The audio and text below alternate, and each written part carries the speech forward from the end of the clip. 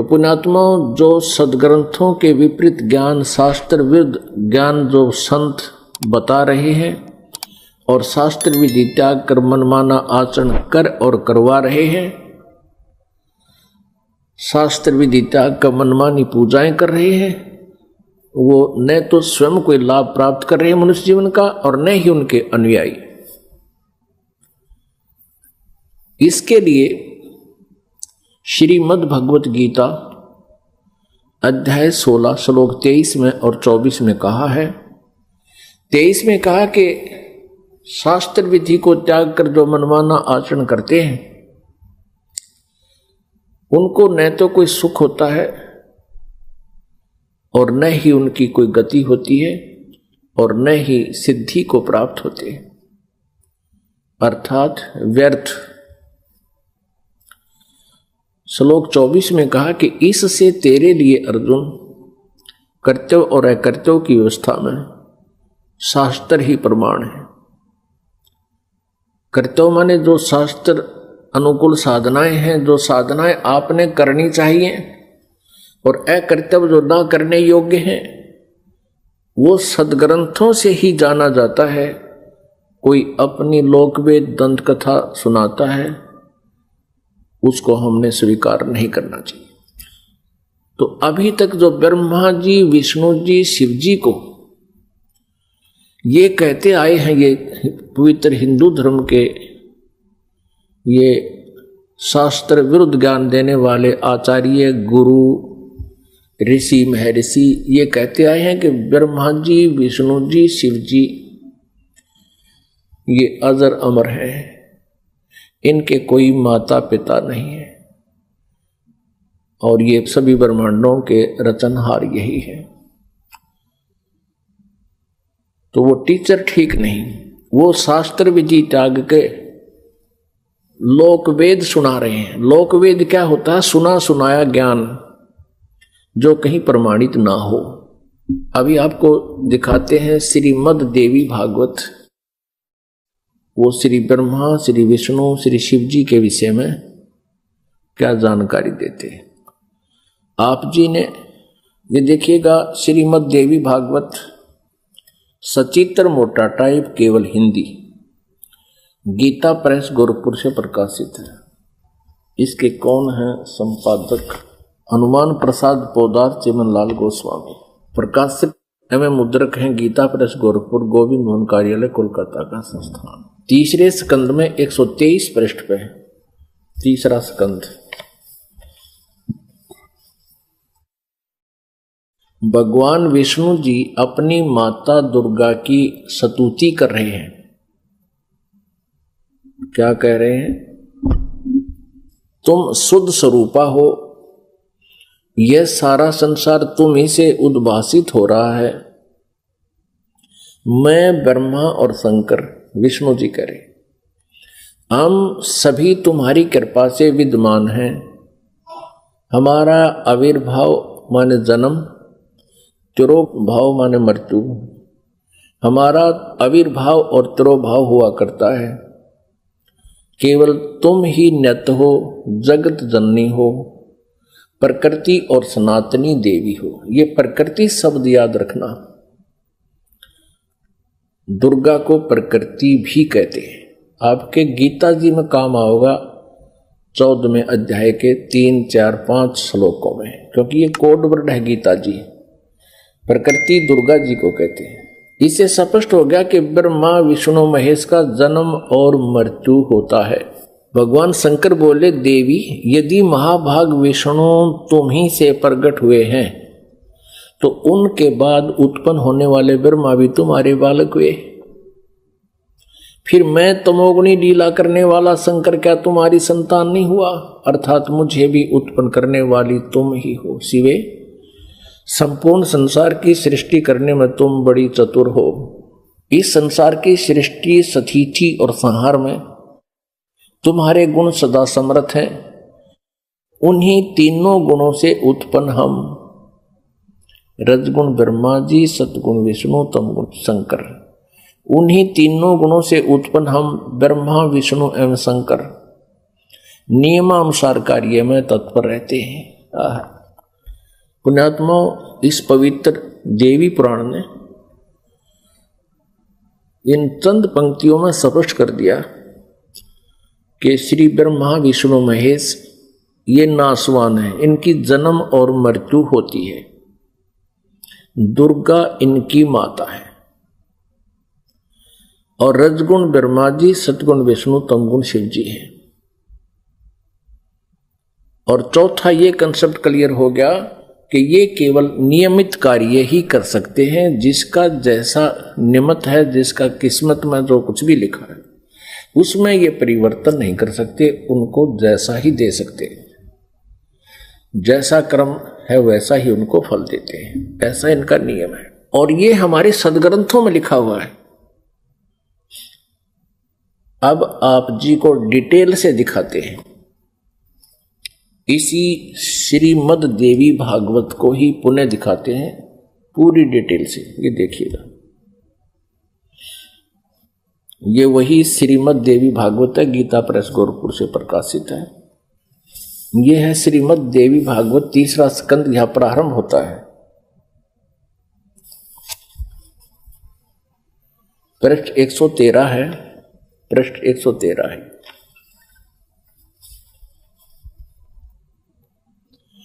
जन्मे जय ने पूछा, भगवान आपने अंबा यज्ञ अर्थात परम पवित्र नवरात्र व्रत के करके उसके द्वारा देवी के आराधन करने की आज्ञा दी है। अतः वे कौन देवी हैं, कैसे और कब प्रकट हुई, उनके पधारने का क्या उद्देश्य था है, तथा वे किन गुणों से विभूषित हैं। अंबा यज्ञ किस प्रकार होता है, आगे आगे ब्रह्मन साथ ही विस्तार पूर्वक ब्रह्मांड की उत्पत्ति भी कही है, क्योंकि भूदेव ब्रह्मांड के विषय में जो कुछ कहा गया है तथा वह जैसा जो है, ये सभी बातें आप जानते हैं। व्यास जी से पूछ रहे हैं, जन्मेजय मैंने सुना है कि ब्रह्मा विष्णु और रुद्र ये तीन सगुण देवता हैं। कर्मशः सृष्टि पालन और संहार के कार्य का उत्तरदायित्व इन पर रहता है। पाराशर नंदन व्यास जी, अब मैं इनके संबंध में विस्तार पूर्वक सुनना चाहता हूं, आप बतलाने की कृपा करें। व्यास जी कहते हैं, राजन तुम्हारी बुद्धि बड़ी विशाल है।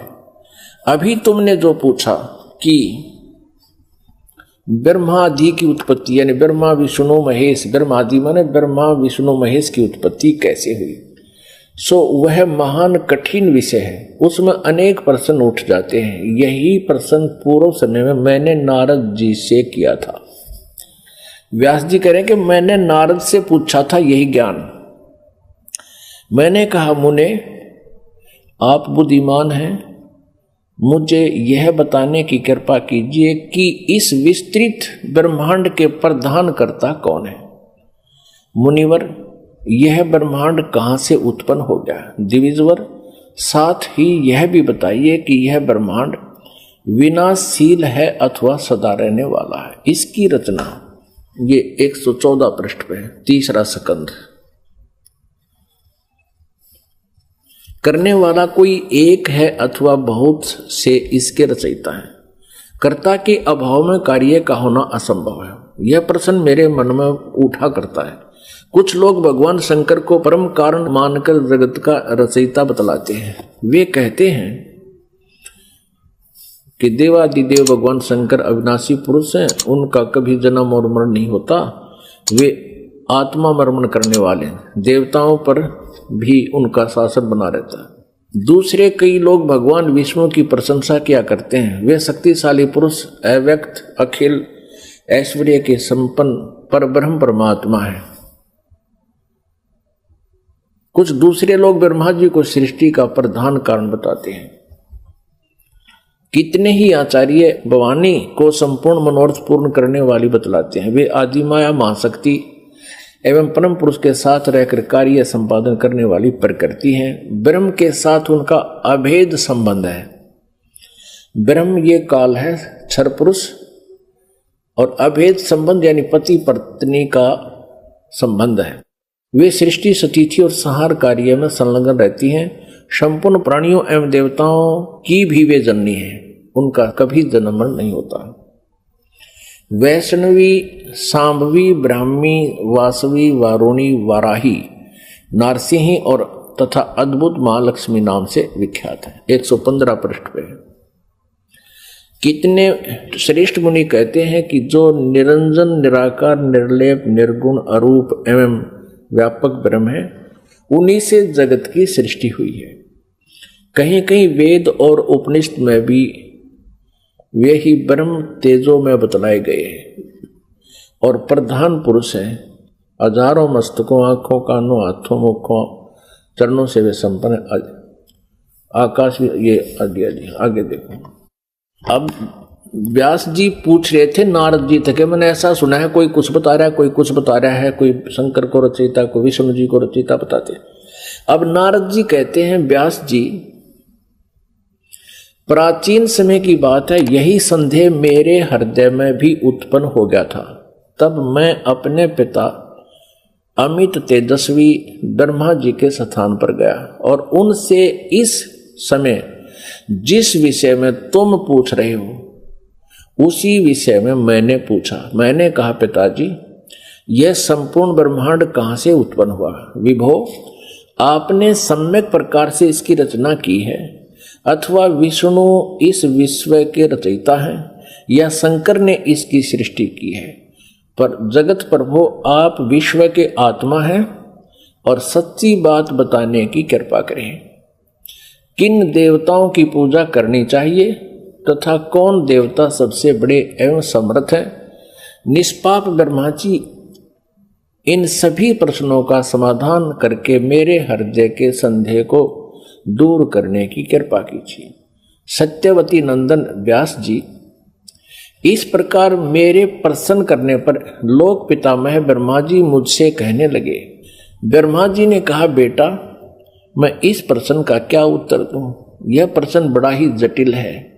महाभाग, तुम भगवान विष्णु से इसका समुचित समाधान पा सकते हो। ये तीनों देवता, इनको ज्ञान तो है नहीं, इसलिए ये अपने से दूसरे की तरफ धका दिया करें। चलो वहां उससे पूछ लो।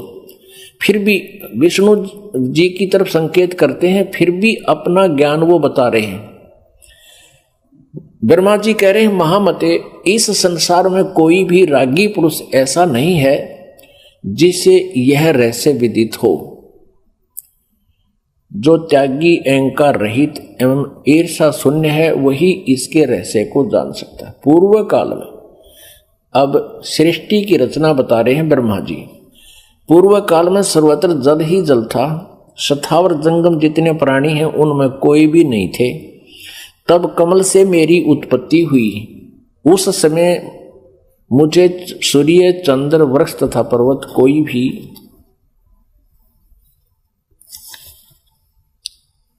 116 पृष्ठ में, तीसरा स्कंद देवी भागवत का, दिखाई नहीं पड़े। मैं कमल की कणिका पर बैठकर विचार करने लगा, इस अगाध जल में मैं कैसे उत्पन्न हो गया, कौन मेरा रक्षक है, तथा इस प्रलय काल में सृष्टि एवं संहार करने वाले कौन विशिष्ट पुरुष हैं। कहीं भी स्पष्ट रूप से भूमि भी नहीं दिखती जिस पर यह जल टिका हुआ है। यह कमल कैसे उत्पन्न हुआ, यों विचार करके मैं जल में उतरा। ब्रह्मा जी कह रहे हैं, 1000 वर्ष तक पृथ्वी का अन्वेषण करता रहा, यानी खोज करता रहा। इस पर भी मुझे उस जल का कहीं और छोर नहीं मिला। इतने में आकाशवाणी हुई, तप करो तप करो। तब मैंने तपस्या आरंभ कर दी। कमल पर बैठे ही 1000 वर्ष तक मैं तप करता रहा। फिर उसी समय सृष्टि करो, ऐसी आकाशवाणी सुनाई पड़ी। उसे सुनकर मैं बड़े आश्चर्य में पड़ गया। सोचा कि किसकी सृष्टि करूं अथवा मेरा क्या कर्तव्य है। उसी समय मधु और कैटब नाम के 2 भयंकर दानव राक्षस सामने आ गए। वे उस महावर्ण में मुझसे युद्ध करने की इच्छा प्रकट करने लगे। मैं उनसे भयभीत हो उठा। तब कमल का डंठल पकड़कर जल में उतरा। वहां मुझे एक परम अद्भुत पुरुष के दर्शन मिले। उनका श्री विग्रह माने शरीर मेघ के समान श्याम था, बादलों की तरह, काले बादलों की तरह। वे पीतांबर पहने थे, 4 भुजाएं थी, शेष नाग की सैया पर सोए थे। उन जगत प्रभु के गले को वनमाला सुशोभित कर रही थी। शंख, चक्र, गदा और पद्म, इन 4 आयुधों से अनुपम शोभा पा रहे थे। ऐसे शेष शाही भगवान विष्णु का मुझे दर्शन हुआ। वे योग निंद्रा के वशीभूत होकर गाढ़ी नींद में सोए हुए थे। उनकी सारी चेष्टाएं शांत थी। नारद जी शेष नाग की सैया पर सोए हुए उन प्रभु को देखकर मेरा मन चिंतित हो उठा। इतने में भगवती योग निंद्रा याद आ गई। मैंने उनका स्तवन किया। तब वे कल्याणमयी भगवती श्री विष्णु जी के विग्रह से निकलकर, विग्रह माने शरीर से, श्री विष्णु जी के शरीर से निकलकर अत्यंत रूप धारण करके आकाश में विराजमान हो गई। दिव्य आभूषण उनकी छवि बढ़ा रहे थे। जब योग निंद्रा भगवान विष्णु के शरीर से अलग होकर आकाश में विराजने लगी, तब तुरंत ही श्री हरि उठ बैठे। अपने आत्माओं, जैसा आज आपको सृष्टि रचना में पहले बताया था, वर्बली दास ने बताया था, जो परमात्मा ने हमें बता रखा था, कबीर साहब ने ये कहा था कि दुर्गा ब्रह्मा जी, विष्णु जी और शिव जी की माता है, श्री देवी, और ये काल ज्योति निरंजन इनका पिता है। ये क्या करते हैं? इन तीनों बच्चों की उत्पत्ति करते हैं। ये काल यानी ब्रह्म, सर्वपुरुष भी कहते हैं इसको, सर्वब्रह्म भी कहते हैं। सर्वब्रह्म और ये दुर्गा जी, इन दोनों के पति पत्नी व्यवहार से श्री ब्रह्मा जी, श्री विष्णु जी, श्री शिव जी की उत्पत्ति होती है, जन्म होता है। और ये क्या करते हैं? इनको बाल्यावस्था से ही कोमा में कर देते हैं, अचेत कर देते हैं और उनकी परवरिश जारी करते हैं। जब ये युवा होते हैं तो इनको सचेत कर देते हैं। अब ये दुर्गा अन्य रूप धारण करके प्रेतवत, प्रेतनी की तरह विष्णु जी के शरीर में प्रवेश करके इनको बेहोश किए हुए थी। ऐसे ही ब्रह्मा जी को ये कमल के फूल पर रख दिया और तब तक ये अचेत था, कोमा में डाल रखा था। ये खुद कहता मुझे पता नहीं मैं कमल के फूल पर कहां से उत्पन्न हो गया, मेरा कौन जनक है। अब नीचे उतरा तो देखा विष्णु जी बेहोश पड़े थे वो, और उसमें से जब वो दुर्गा निकल गई, बाहर आई, तो सचेत हो गए। अब इस प्रकार इन सभी को इस काल भगवान ने अपने सुनियोजित षड्यंत्र के तहत भ्रमित कर रखा, किसी को यथार्थ ज्ञान नहीं बता रखा। अब यहां आप आगे देखिएगा,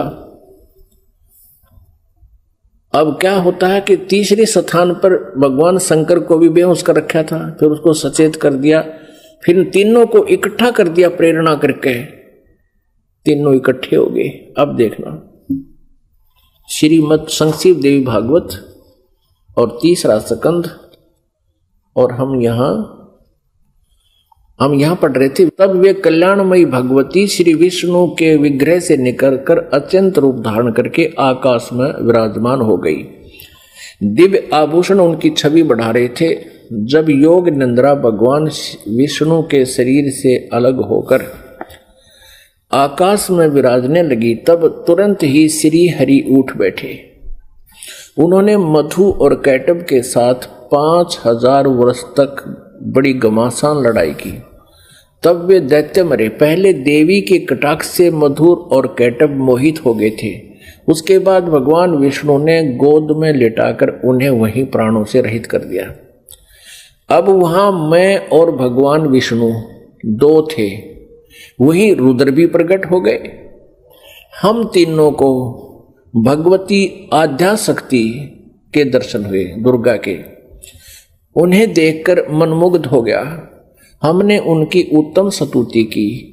तब वे आदि शक्ति हम लोगों से कहने लगी, देवी ने कहा, ब्रह्मा विष्णु और महेश्वर, तुम भली भांति सावधान होकर अपने अपने कार्य में संलग्न हो जाओ। सृष्टि, स्थिति और संहार ये तुम्हारे कार्य हैं। ब्रह्मा जी कहते हैं, भगवती आध्या शक्ति की, हम 117 पृष्ठ पर पढ़ रहे हैं, तीसरा स्कंद। वह वाणी बड़ी मधुर थी, सुंदर एवं सुखप्रद थी।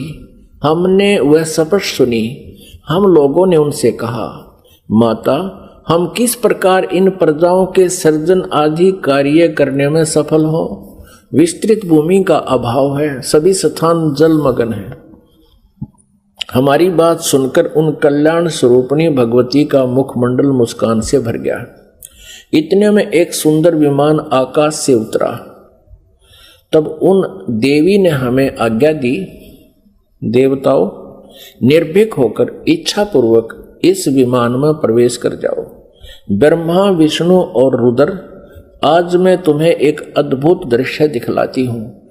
हमने भगवती की बात सुनकर उसे शिरोधार्य कर लिया। उस रत्न जटित विमान पर चढ़कर हम लोग आराम से बैठ गए।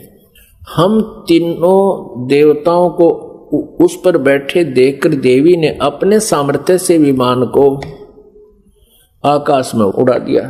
ब्रह्मा जी कहते हैं, मन के समान तीव्र गति से चलने वाला वह विमान जिस अपरिचित स्थान पर गया, वहां संपूर्ण फलों से लदे हुए अनेक सुंदर वृक्ष थे। आगे एक अत्यंत सुंदर नगर दिखाई पड़ा। अद्भुत चार दीवारी उस नगर की छवि बढ़ा रही थी। उसमें बहुत से ऊंचे ऊंचे महल थे। उचित स्थान पर यज्ञशालाएं बनी थी। क्षण भर के बाद वह एक दूसरे सुंदर प्रदेश में जा पहुंचा। वहां हमने देखा अनुपम नंदन वन था। पारिजात की संगन छाया के नीचे सुरभि गौ बैठी थी। आप पास में ही ऐरावत हाथी विराजमान था। सैकड़ों अप्सराएं, यक्ष, गंधर्व और विद्याधर उस पराजित के उपवन में गाते व्यवहार करते थे। देखा तो वही महाभाग इंद्र भी थे। उनके समीप उनकी प्राण प्रिया सची विद्यमान थी। उस स्वर्ग के दृश्य को देखकर हम 118 पृष्ठ पे आश्चर्यचकित हो गए। आगे देखना। इतने में हमारा विमान तेजी से चल पड़ा और वह दिव्य धाम ब्रह्मलोक में जा पहुंचा। संपूर्ण देवता उस नगर के सामने मस्तक झुकाया करते थे। वहां एक दूसरे ब्रह्मा विराजमान थे। उन्हें देखकर भगवान शंकर और विष्णु को बड़ा आश्चर्य हुआ। सभा लगी थी। भगवान शंकर और विष्णु ने मुझसे पूछा, चतुरानन, ये अविनाशी ब्रह्मा कौन है? मैंने उत्तर दिया, मुझे कुछ पता नहीं। सृष्टि के अधिष्ठाता ये कौन है? भगवान, मैं कौन हूं, ये कौन है और हमारा उद्देश्य क्या है? इस उलझन में मेरा मन चक्कर काट रहा है। इतने में मन के समान तीव्रगामी वह विमान तुरंत वहां से चल पड़ा और कैलाश के सुर में शिखर पर जा पहुंचा। आगे देखो। वहां विमान के पहुंचते ही एक भव्य भवन से त्रिनेत्रधारी भगवान शंकर निकले। वे नंदी वृषभ पर बैठे थे। उनके 5 मुख थे, 10 भुजाएं थी। मस्तक पर चंद्रमा सुशोभित हो रहा था। क्षण भर के बाद वह विमान उस शिखर से भी पवन के समान तेज चाल से उड़ा और वैकुंठ लोक में पहुंच गया। वह भगवती लक्ष्मी का विलास भवन था। बेटा नारद, वहां मैंने जो संपत्ति देखी उसका वर्णन करना मेरे लिए असंभव है। उस उत्तम पुरी को देखकर विष्णु का मन आश्चर्य के समुद्र में गोता खाने लगा। एक विष्णु तो विमान में बैठा है, एक ब्रह्मा बैठा है, एक शंकर बैठा है और एक के ओर देखे तो वहां कमल लोचन श्री हरि विराजमान थे। अलसी के फूल के समान उनके श्री विग्रह की कांति थी। पीतांबर पहने थे, 4 भुजाएं थी। वे पक्षी राज गरुड़ पर विराजमान थे। दिव्य आभूषणों से उनकी अनुपम शोभा हो रही थी। प्राण प्रिया लक्ष्मी जी चंवर डुला रही थी। उन सनातन श्री हरि की झांकी पाकर हम सभी भौचक्के से रह गए। एक दूसरे को देखते हुए हम विमान में एक उत्तम आसन पर बैठे रहे। इतने में ही पवन से बातें करता हुआ वह विमान तुरंत उड़ गया। आगे अमृत के समान मीठे जल वाला समुद्र था। उसका जल बड़ा ही मधुर था। पुण्यात्माओं, परमेश्वर कबीर देव जी ने अपने द्वारा रची हुई सृष्टि की रचना का जो ज्ञान दिया है उसमें बहुत ही विस्तार से बताया है।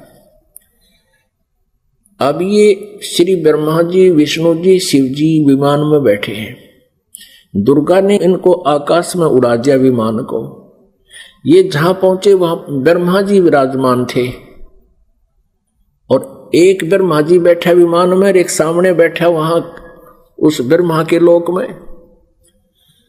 और फिर वहां देखा तो ब्रह्मा जी के विष्णु और शिव जी पूछते हैं कि ये दूसरा ब्रह्मा कौन है। ब्रह्मा जी, विमान वाले ब्रह्मा जी कहते मुझे नहीं मालूम ये कौन है, हम कौन है, कहां से उत्पन्न हो गए, हमारा क्या उद्देश्य है। तो ये कौन था? इस काल ने, जैसे आपको सृष्टि रचना के प्रारंभ में बताया था, इसने एक ब्रह्मांड के टॉप मोस्ट प्लेस पे, शिखर शून्य में यानी चोटी पे 3 स्थान बना रखे हैं। आपको एक चित्र दिखाते हैं ब्रह्मांड का, इससे आसानी से समझ में आओगी। देखिएगा, एक ब्रह्मांड का लघु चित्र, ये देखिएगा, ये एक अंडे जैसी शेप है इसकी, अंडे जैसा आकार है। इसको एलिपिकल इसका जो है ना शेप है, आकार है। अब ये देखिएगा, नीचे से शुरू करते हैं। सबसे नीचे ये पाताल लोक, तलातल, रसातल, सूतल, अतल, महातल, तलातल और वितल। तो ये है पृथ्वी लोक। ये शिव का लोक, शिवपुरी जिसे कहते हैं, ब्रह्मा जी का लोक, ब्रह्मापुरी, विष्णु जी का लोक, विष्णुपुरी। अब ये जो क्षेत्र है, और ये है कॉमन स्वर्ग और नरक, और ये है धर्मराय का लोक, यानी यहाँ का न्यायाधीश बना रखा है इस काल ने, ये जहाँ सबका अकाउंट होता है। और ये जो स्थान है ये ब्रह्मलोक है सारा। ये स्थान जो है इसको ब्रह्मलोक कहते हैं। एक ये स्वर्ग है, इसमें भी एक इंद्र हो रहता है। ये इंद्र अलग है और इसलिए इसको महा इंद्र कहा है। ये इसमें क्या कर रखा है, ये एक महास्वर्ग है। इसी में इसने एक अलग से और एक डुप्लीकेट काम कर रखा है, नकली सतलोक, नकली अलखलोक, नकली अगमलोक और नकली अनामी लोक की रचना कर रखी है। इधर ये 88,000 खेड़े हैं, इधर ये सप्तपुरी है। और इस सारे इस ब्रह्मलोक के ऊपर, ये ब्रह्मलोक है, इस ब्रह्मलोक के ऊपर इसने यहां 3 गुप्त स्थान बना रखे हैं। आपको बताया था कि एक ये रजोगुण प्रधान क्षेत्र है, इसमें ये काल सरपुरुष स्वयं ब्रह्मा रूप धारण करके रहता है और साथ में अपनी पत्नी दुर्गा को सावित्री रूप में रखता है। ये वहां यहां से अंतर्ध्यान हुआ, इनके विमान से पहले ये यहां पहुंच गया। एक ये तमोगुण प्रधान क्षेत्र है, इसमें ये स्वयं महाविष्णु महाशिव रूप में रहता है और दुर्गा को अपने यानी उमा रूप में रखता है। और फिर ये एक सतोगुण प्रधान क्षेत्र है। आगे फिर ये स्वयं ही विष्णु रूप धारण करके वहां विराजमान हो जाता है और दुर्गा को महालक्ष्मी रूप में रखता है। अब जब इनका विमान वहां पहुंचा इस रास्ते से, पहले इन्होंने देखा यहां इंद्र का लोक देखा, ये पहले बड़े बड़े वृक्ष और अन्य लोक देखे, फिर यहां से यहां प्रवेश हुआ। इससे आगे नहीं जा सकते ये। इनका विमान महा इंद्र को देखकर वापस यहां से आया, फिर इस रास्ते से ऊपर गया। आगे जाके इन्होंने क्या देखा, सबसे पहले ब्रह्मा का ये काल बैठा था, सरपुरुष ब्रह्मा रूप में, और फिर वहां से ये इनका विमान यहां आ गया। इस वहां इन्होंने एक शंकर जी और देखा, ये काल था। स्वयं सरपुरुष ने अपना अलग से वहां 3 रूप धारण किए, और फिर ये विष्णु लोक में आ गए।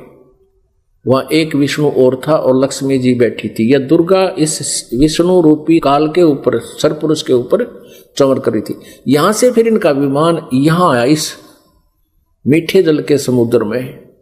यहां दुर्गा का एक लोक अलग से है।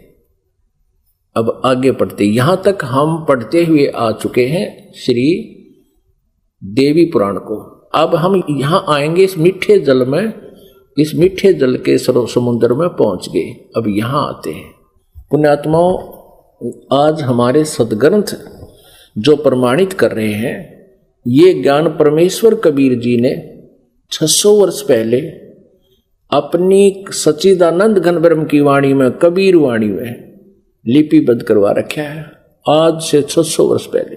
और आज इन सदग्रंथों में हमें सत्य हो रहा है। तो इससे सिद्ध है कि पूर्ण परमात्मा कबीर जी हैं, जिन्होंने पहले ही ये ज्ञान हमें दे रखा था और हमारे सदग्रंथों विद्यमान है। अब हम कहां तक पढ़ते हुए आगे कि इन तीनों ये विमान में बैठे हैं, ब्रह्मा विष्णु शिव जी, और दुर्गा ने अपनी शक्ति से विमान को आकाश में उड़ा दिया। पहले वो पहुंचे ब्रह्मा जी के लोक में, वह इस काल के उस स्थान पर पहुंचे जो रजोगुण प्रधान है। वहां यह स्वयं ही सरपुरुष यानी काल ब्रह्म स्वयं ही ब्रह्मा रूप धारण करके विराजमान था। आगे फिर गए तो इसे शंकर रूप में विराजमान था, आगे गए तो ये विष्णु रूप में विराजमान था। फिर वहां से इनका विमान कहाँ गया, ये सारा इसलिए किया गया था कि कहीं ये अपने आप को भगवान ना मान बैठे, इनका भ्रम निवारण कर दें। अब देखना, ये देवी भागवत चल रहा है, श्रीमद् देवी भागवत, गीता प्रेस गोरखपुर से प्रकाशित है। ये वही पुस्तक है जो आपको पहले दिखाई थी। हमने यहां तक पढ़ लिया, हमने ये पढ़ा 118 पे। इतने में हमारा विमान तेजी से चल पड़ा और एक दिव्य धाम ब्रह्म लोक में जा पहुंचा। वहां पर एक दूसरे ब्रह्मा विराजमान थे।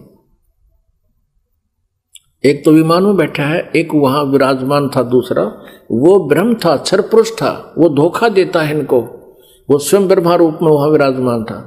उन्हें देखकर भगवान शंकर और विष्णु को बड़ा आश्चर्य हुआ, सभा लगी थी।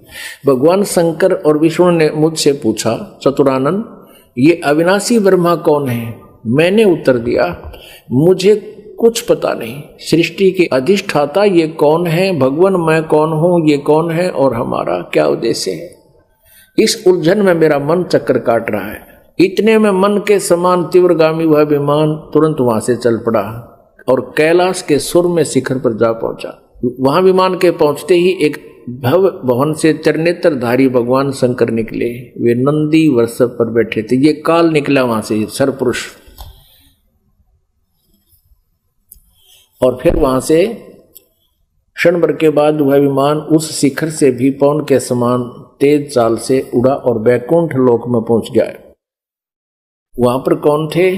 वहां कमल लोचन श्री हरि विराजमान थे, विष्णु जी, एक और यो काल बैठा था, सरब्रह्म सरपुरुष, और उसकी 4 भुजाएं थी। पक्षीराज गरुड़ पर विराजमान थे और प्राण प्रिय लक्ष्मी जी चौंध बुला रही थी।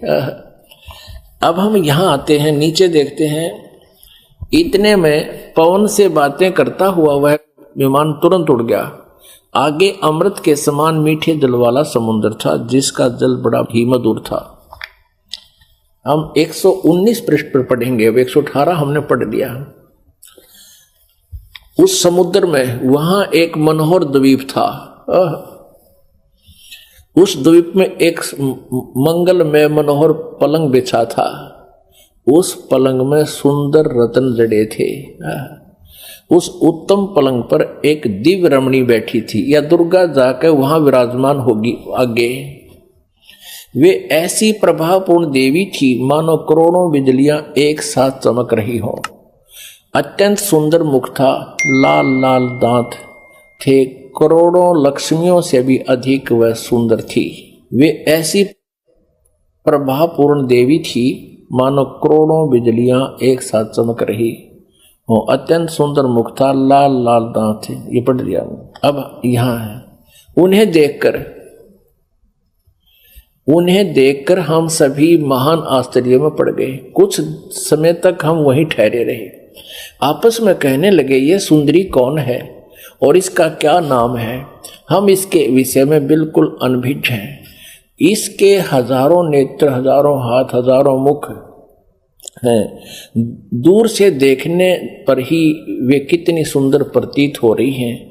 ये न कोई अप्सरा है, न कोई गंधर्व कन्या, न देव कन्या। नारद, यों संदेहग्रस्त होकर हम लोग वहां रुके रहे। तब भगवान विष्णु ने उन चारों साहिनी भगवती को देखकर विवेक पूर्वक निश्चय कर लिया कि ये भगवती जगदम्बिका हैं। तब उन्होंने कहा कि ये भगवती हम सब की आदि कारण है, महाविद्या और मां माया इनके नाम है, ये पूर्ण प्रकृति है। अपनात्माओं, विष्णु जी कह रहे हैं, क्योंकि विष्णु जी की बुद्धि खोल दी काल ने। अब हम 120 पृष्ठ पर पढ़ेंगे। संक्षिप्त देवी भागवत गीता प्रेस गोरखपुर से प्रकाशित है। ये वे ही दिवांगना है। विष्णु जी बता रहे हैं अपना पिछले, इसकी थोड़ी सी बैकग्राउंड दिखा दी विष्णु को इस काल भगवान ने और दुर्गा ने। ये वे ही दिवांगना है जिनके प्रलय वर्ण में मुझे दर्शन हुए थे। उस समय मैं बालक रूप में था, मुझे पालने पर ये झुला रही थी। विष्णु जी के जन्म का प्रत्यक्ष प्रमाण, छोटा सा बालक था विष्णु जी। वट वृक्ष के पत्थर पर एक सुदृढ़ सैया बिछी थी, उस पर लेटकर मैं पैर के अंगूठे को अपने कमल जैसे मुख में लेकर चूस रहा था। कहते प्रलय वर्ण में मुझे दर्शन हुए थे इस देवी के। उस समय में बालक रूप में था, छोटा सा बच्चा था, ये मुझे झुला रही थी, मैं अंगूठे चूस रहा था पैरों के। इन्हें देखकर मुझे पहले की बात याद आ गई, ये हम सब की जननी है। अब 121 पृष्ठ पे अब विष्णु जी ही बता रहे हैं। भगवान विष्णु बोले, प्रकृति देवी को नमस्कार है, भगवती विधात्री को निरंतर नमस्कार है। ये स्तुति करते हुए भगवान आ रहे हैं विष्णु जी। यहां देखिएगा 123 पृष्ठ पे जो प्रारंभ में पढ़ा था, अब वहीं फिर आगे हम। भगवान विष्णु स्तुति कर रहे हैं अपनी दुर्गा माता की, तुम शुद्ध स्वरूपा हो, यह सारा संसार तुम इसे उद्भासित हो रहा है। मैं ब्रह्मा और शंकर हम सभी तुम्हारी कृपा से विद्यमान हैं। हमारा आविर्भाव यानी जन्म और तिरोभाव माने मृत्यु हुआ करता है। केवल तुम ही नित्य हो, जगत जननी हो, प्रकृति और सनातनी देवी हो। भगवान शंकर बोले, देवी यदि महाभाग विष्णु तुम्ही से प्रकट हुए हैं तो उनके बाद उत्पन्न होने वाले ब्रह्मा भी तुम्हारे बालक हुए हैं। फिर मैं तमोगुणी लीला करने वाला शंकर क्या तुम्हारी संतान नहीं हुआ? अर्थात मुझे भी उत्पन्न करने वाली तुम ही हो। शिवे, संपूर्ण संसार की सृष्टि करने में तुम बड़ी चतुर हो। इस संसार की सृष्टि, स्थिति और संहार में तुम्हारे गुण सदा समर्थ है। उन्हीं तीनों गुणों से उत्पन्न हम ब्रह्मा, विष्णु एवं शंकर नियमानुसार कार्य में तत्पर रहते हैं। पुण्यात्माओं, आप जी ने अपने सदग्रंथों को स्वयं पढ़ लिया और ये अभी तक पवित्र हिंदू धर्म के गुरुजन, ये आचार्य मंडलेश्वर, महामंडलेश्वर, गीता मनीषी, गीता के मर्मज ज्ञाता, वेदों के ज्ञाता, पुराणों के ज्ञाता कहलाते थे। इन्होंने कह का भी पता नहीं था। ये अज्ञानी है जो आज तक हमारे भगवानों यानी जिनको हम समर्थ मान रहे थे, अजरो अमर सुना करते थे, इनसे ये नहीं बता सके कि इनकी स्थिति क्या है, जबकि इनकी जीवनी बता रही है महापुरुषों की कि इनकी ये स्थिति है। अपनात्माओं, जैसा कि आपको सृष्टि रचना के प्रारंभ में जब कथा शुरू करी थी बताया था कि काल भगवान ने, इस क्षर पुरुष ने, जो ब्रह्मा विष्णु महेश के पिताजी हैं, दुर्गा जी के पति हैं, जो श्री देवी के पति हैं और ब्रह्मा विष्णु महेश के पिता हैं, इसने ये कहा था दुर्गा से कि मेरा भेद किसी को मत बताना। इसको बहुत सख्ती से कहा था। तो देवी ने उसी उद्देश्य से ब्रह्मा विष्णु महेश को इस क्षर पुरुष का ज्ञान नहीं दिया। अब दुर्गा से इसने कहा था कि मेरा भेद किसी को नहीं देना।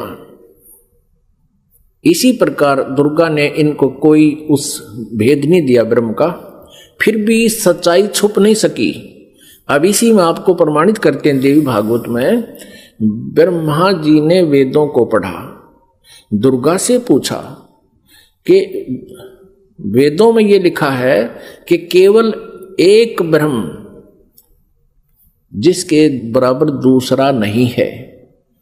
ब्रह्म माने परमात्मा भी होता है, वो ब्रह्म माने भगवान होता है, वो एक ही परमात्मा पूजा के योग्य है। तो वो क्या आप ही हो क्या? ब्रह्मा ने पूछा क्या वो आप ही हो? दुर्गा से कहती। अब दुर्गा क्या उत्तर देती है देखिएगा। हम श्रीमद देवी भागवत यानी दुर्गा पुराण देवी पुराण को पढ़ रहे हैं, जो गीता प्रेस गोरखपुर से प्रकाशित है। इसके तीसरे स्कंद में पृष्ठ नंबर 125 पर हम पढ़ रहे हैं। 123 तक हमने पढ़ लिया। यहां 124 पे देखिएगा,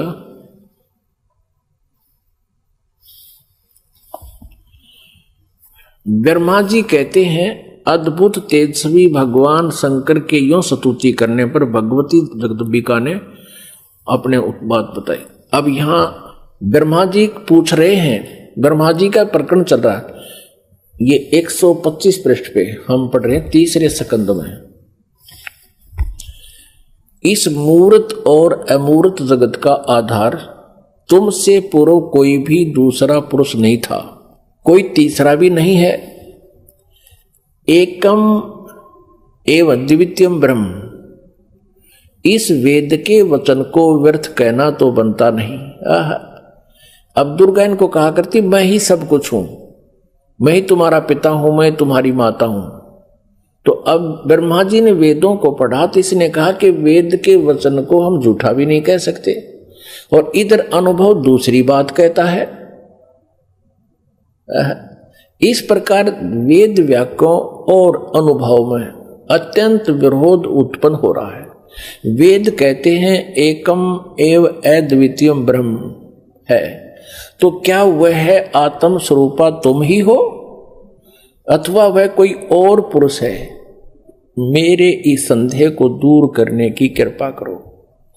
किसी महान पुण्य के प्रभाव से ही मुझे तुम्हारे चरणों की सेवा सुलभ हुई है। तुम स्त्री हो अथवा पुरुष, यह रहस्य भी मुझे विषाद रूप से कृपा करके बतलाओ। अध्याय 4-5 यहाँ पूरा होगा तीसरे स्कंद का। अब छठा अध्याय शुरू होता है। ब्रह्मा जी कहते हैं इस प्रकार मैंने जब भगवती जगदम्बिका से विनय पूर्वक पूछा, तब वे मधुर वाणी में मुझसे कहने लगी। देवी ने कहा मैं और ब्रह्म एक ही हैं। अब हो गए ना दो, सच्चाई छुप नहीं सकती, एक ही हैं। मुझ में और इन ब्रह्म में कभी किंचित मात्र भी भेद नहीं है। जो वे हैं वही मैं हूं और जो मैं हूं वही वे हैं। बुद्धि के भ्रम से भेद प्रतीत हो रहा है। हम लोगों के सूक्ष्म भेद को जो जानता है, इसे सीधा दो तो है ही, ये वो जानता है वही। अब 125 पृष्ठ हमने पढ़ा, अब 126 पढ़ेंगे। वही बुद्धिमान पुरुष है, वो तत्वदर्शी संत है जो हमारी भिन्न भिन्नता को समझता है। उसके संसार मार्ग से मुक्त होने में कुछ भी संदेह नहीं है। ब्रह्म एक ही है। आगे देखो, मैं शक्ति रूप धारण करके पराक्रम करती हूँ। गौरी, ब्राह्मी, रौद्री, वाराही, वैष्णवी, शिवा, वारुणी, कुबेरी, नारसिंही और वासवी सभी मेरे रूप हैं। विभिन्न कार्यों के उपस्थित होने पर उन देवियों के भीतर अपनी शक्ति स्थापित करके मैं सारी व्यवस्था करती हूँ। हाँ, उस देवी को निमित्त बना लेना मेरा स्वभाव है। अब आगे देखना। अपने आत्माओं, आप पढ़ रहे हो अपने सदग्रंथों को स्वयं। आप जी ने तीसरे स्कंद में और प्रश्न नंबर 125 पे पढ़ा। ब्रह्मा जी कहते हैं कि मैंने जब दुर्गा जी से ये पूछा, माता से, जगदम्बिका से, कि वेदों में लिखा है कि एकम एव अद्वितीयम ब्रह्म, अद्वितीयम जिसके बराबर दूसरा कोई नहीं हो, वो ब्रह्म ही सब कुछ है। उधर से उपनिषद और आप जो कह रहे हो कि मैं ही सब कुछ हूं, मैं ही सृष्टि रचना करने वाली हूं, मेरे अतिरिक्त कोई नहीं है, तो इन वेद के वाक्य को झूठा भी नहीं कहा जा सकता। अनुभव हमारा बताता है कि परमात्मा निराकार है और वेद बताते हैं कि वो साकार है, तो हमारे अनुभव में और यथार्थता में बहुत विरोध है। तो क्या वो ब्रह्म आप ही हो या कोई और है? ब्रह्मा जी ने पूछा। अब दुर्गा पहले तो बहकाती है उनको कि उस ब्रह्म में और मेरे में कोई अंतर नहीं है, मैं ही वही हूँ, वो मैं ही हूँ। हम दोनों का सूक्ष्म भेद जो जानता है वो परम पुरुष है, विद्वान पुरुष है, तत्वदर्शी। आगे फिर देखना 129 पृष्ठ पे बिल्कुल स्पष्ट हो जाता है। देखिएगा, तीसरा स्कंद देवी भागवत, हम तीसरा स्कंद पढ़ रहे हैं, संक्षिप्त देवी भागवत का पृष्ठ नंबर 129 पर। यहां देखिएगा, यो सृष्टि कर्म मैंने संक्षेप में तुम्हें बतला दिया। या देवी कह रही है, दुर्गा बता रही है।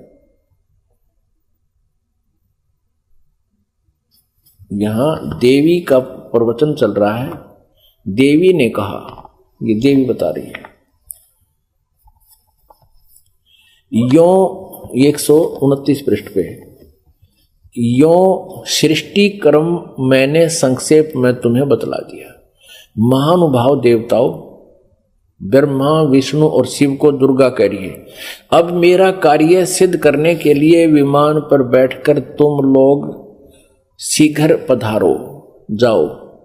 कोई कठिन कार्य उपस्थित होने पर जब तुम मुझे स्मरण करोगे तब मैं सामने आ जाऊंगी। देवताओं, मेरा और सनातन परमात्मा का ध्यान तुम्हें सदा करते रहना चाहिए। अब यहां ये दो हो गए, तब तो कह रही थी मैं ही सब कुछ हूं, और अब ये कह रही है दो, मेरा और ये दुर्गा ब्रह्म को ही सनातन परमात्मा बता रही है। हम दोनों का, आगे दो, हम दोनों का स्मरण करते रहोगे तो तुम्हारे कार्य सिद्ध होने में किंचित मात्र भी संदेह नहीं रहेगा। ब्रह्मा जी कहते हैं, इस प्रकार कहकर भगवती जगदम्बिका ने हमें विदा कर दिया।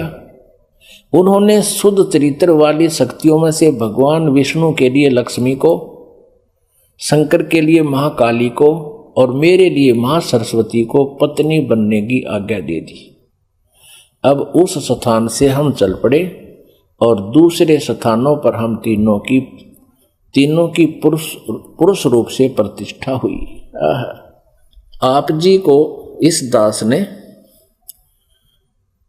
परमेश्वर कबीर जी द्वारा रची हुई सृष्टि और ये सारे ब्रह्मांडों की रचना कब कब कैसे हुई वो सारी बताई थी। इस दास ने आपको मौखिक सुनाया था, वर्बली सुनाई थी, और आज इन सदग्रंथों ने, हमारे शास्त्रों ने प्रमाणित कर दिया कि जो 600 वर्ष पहले परमेश्वर कबीर जी ने हमें ज्ञान दिया था वो आज हमारे सदग्रंथों में विद्यमान है। और ये नकली गुरु आचार्य झूठे वेद ज्ञानहीन, शास्त्रों के ज्ञान से हीन है, और ये कहते हैं ब्रह्मा विष्णु महेश अजर अमर है, इनके कोई माता पिता नहीं, ये सर्वेश्वर है, महेश्वर है। अब ये तो कंसेप्ट क्लियर हो गया दुर्गा का